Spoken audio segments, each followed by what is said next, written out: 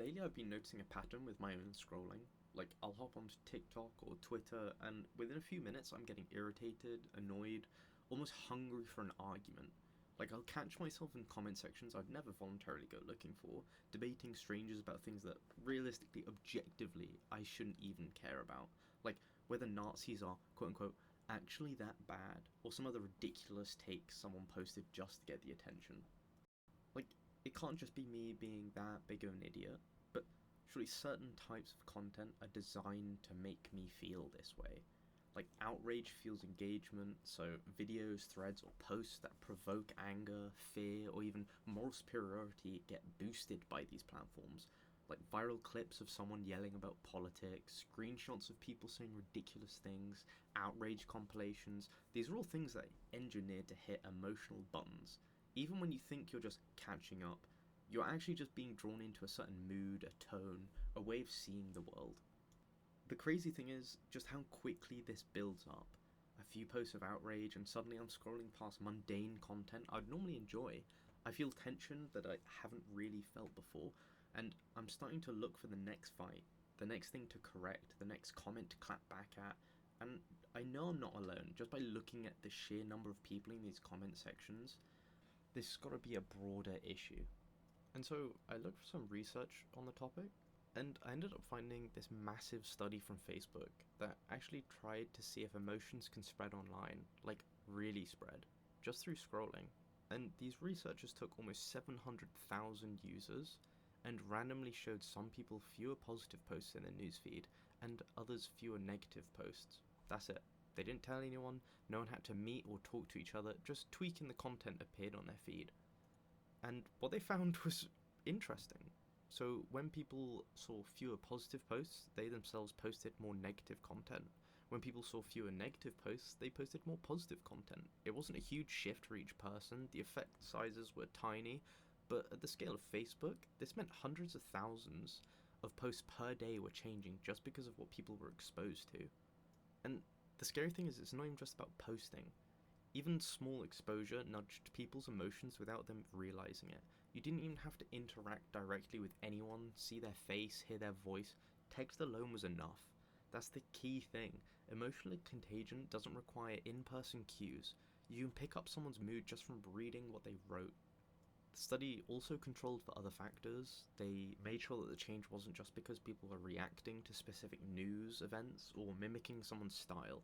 And interestingly enough, reducing negative posts didn't just make people less negative, it actually increased positivity in their posts. So, reducing positive posts had the opposite effect. The effect wasn't just them mimicking what they saw, it's like the emotional environment itself is pushing your mood in subtle ways. There was some controversy in the study. Like, a lot of people had questioned whether it was even ethical for Facebook to do this without anyone's explicit consent, and whether it's okay to experiment on people's emotions like this. And yeah, the effects were small for each person, but at the scale of a social network like Facebook, even tiny nudges add up to massive changes across millions of interactions.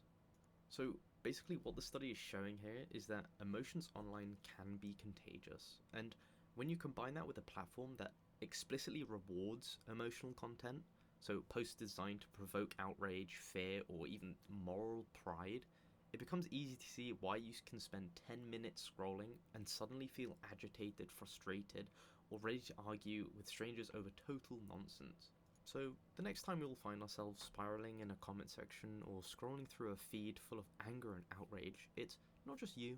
The system is totally designed to pull your mood along little by little without you even noticing, and once you realize it, it makes total sense why the internet can feel so tense, hostile, or just totally emotionally exhausting, even when you start scrolling casually thinking you're just catching up. So, after noticing how my mood was shifting from casual scrolling, I began thinking about the political side of it, because this seems to be where everything gets dialed up to 11. The internet is totally packed with clips of commentators yelling, reacting, lecturing, or even dropping some quote unquote hot truth that is supposed to wake you up. And the thing is, this stuff is literally everywhere. Once you click on one political video, the platform gives you more, then more, and more. And they even become more intense versions of the exact same take. And it really does creep up on you. you think you're watching one video for entertainment, then suddenly you're watching someone break down a culture war story like it's some final stage of a chess match.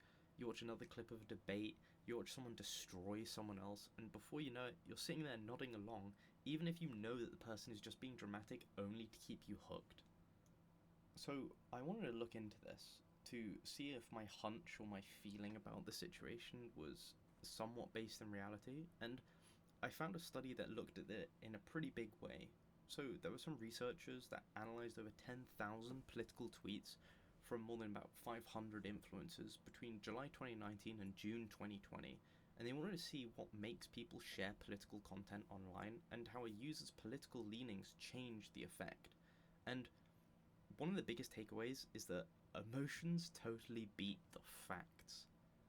Posts that were heavy on emotional language got shared way more than posts that were focused on any solid argument quality, and weirdly enough, positive emotions worked better than negative ones, unless the person seeing the post was on the extreme end of the political spectrum.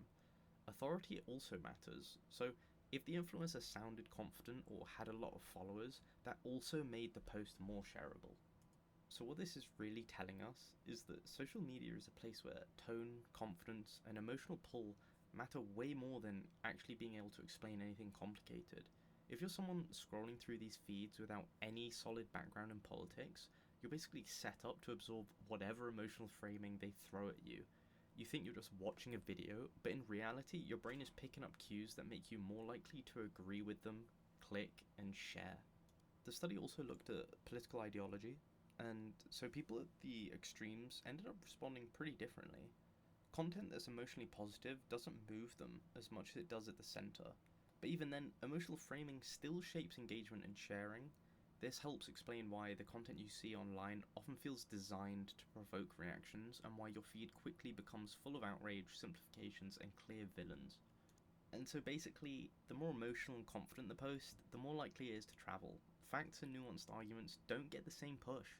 Combine that with the algorithms designed to show you more of what you interact with, you get the exact environment where you end up arguing about politics in TikTok comments, even though you never studied the issue. And so after a while, when I was watching my favourite streamers or YouTubers, I kind of realised that I wasn't thinking critically at all. I wasn't fact checking anything they were saying, I was just feeling. And like the studies suggest, feelings are really powerful. And so maybe I was developing this thing that psychologists now call parasocial interactions. So I started to feel like I knew these people that I was watching. Even though I'd only ever seen them through a screen, I ended up liking them, I ended up trusting them, and I ended up sort of seeing their opinions as my opinions. So people tend to develop these relationships with influencers, commentators, or anyone they watch regularly, even if we've never met them. Your brain totally reacts as if you have. And it's not even just about liking someone. If you have repeated exposure with someone, you totally internalize their worldview. When you watch a certain commentator confidently explain why their side is right and the other side is stupid, your mind totally starts to accept that framing as reality. So certain studies have shown that people who follow online personalities closely often take on the behaviors, emotions, and beliefs of their personalities, even without real discussion or debate. And social media makes this 100 times worse. Platforms reward engagement, not accuracy. Videos that provoke strong reactions, that make you feel moral outrage, or simplify complicated issues are shown to you more and more.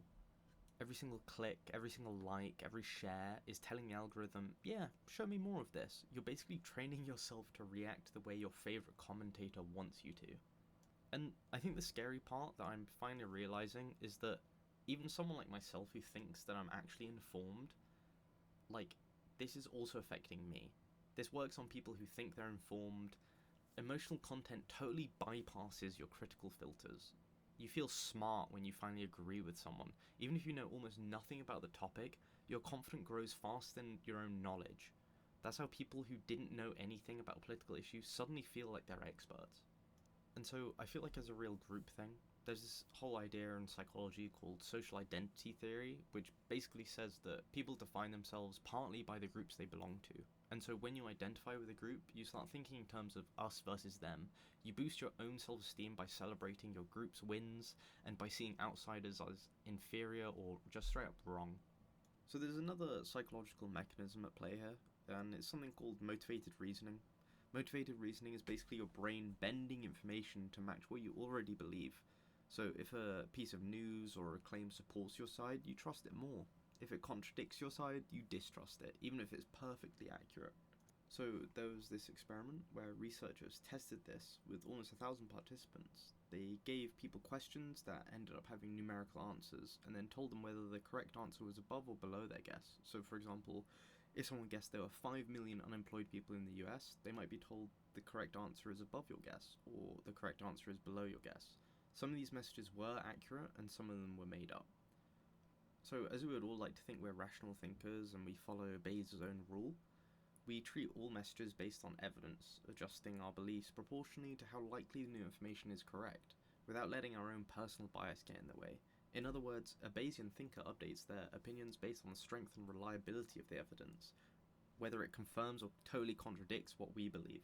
But the participants, they didn't act like these types of thinkers. They trusted messages that reinforced their own personal beliefs, even if these messages were fake, and distrusted messages that challenged them. The effect was strongest among people who were highly partisan, and it showed up across hot-button topics like crime, immigration, racial discrimination, climate change, and even gun laws. And so, motivated reasoning helps explain why even the most clear, most factually correct argument often fail online.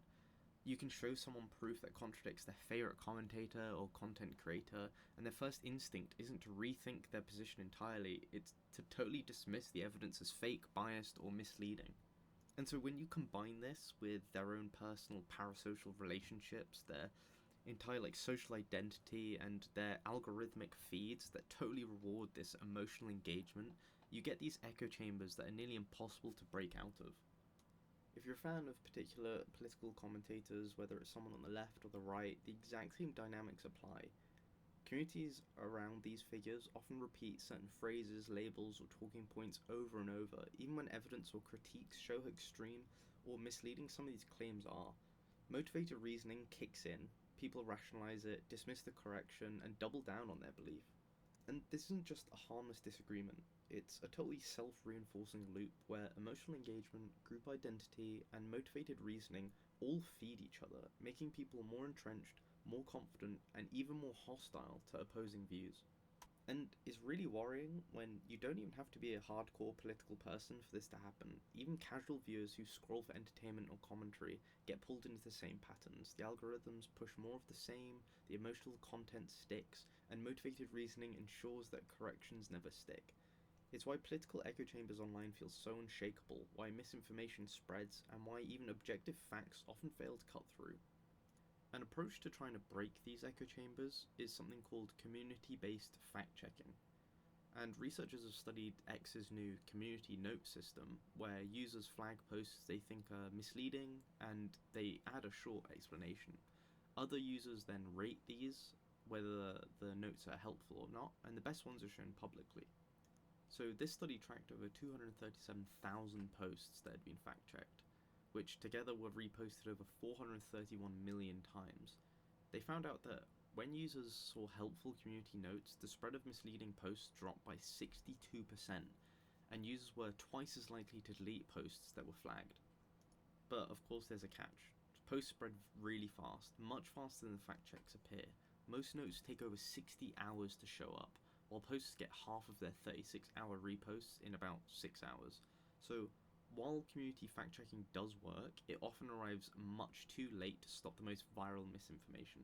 So the takeaway we have is that tools like community notes do help slow the spread of false information and make people rethink what they post, but we also need to combine this with individual action.